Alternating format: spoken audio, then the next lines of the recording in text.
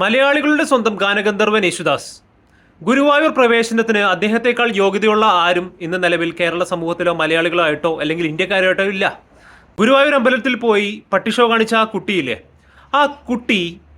ആ കുട്ടി ആരുടെ കയ്യിൽ നിന്നാണ് പൈസ വാങ്ങിയത്? അത് ഏതെങ്കിലും ഏജൻസിയാണോ? ആ കോൺസെപ്റ്റ് ഡിസൈൻ ചെയ്ത ഏത് ഏജൻസിയാണ്? ആ ഏജൻസിയുടെ വരുമാന മാർഗം ഇത്രയും കണ്ടുപിടിച്ചാൽ മാത്രം തീരില്ല.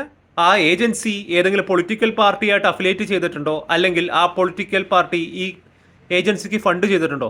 ഇത്രയും നോക്കിക്കഴിഞ്ഞാൽ മനസ്സിലാവും കേരളത്തിൽ കുത്തിത്തിരിപ്പുണ്ടാക്കാൻ വേണ്ടി നടക്കുന്ന പല ആൾക്കാർക്കും ഇതിലുള്ള പങ്ക്. അപ്പോൾ എന്നാലും നമ്മളുടെ യേശുദാസിനെ കയറ്റാത്തത് വലിയ ചെയ്ത്തായി പോയി.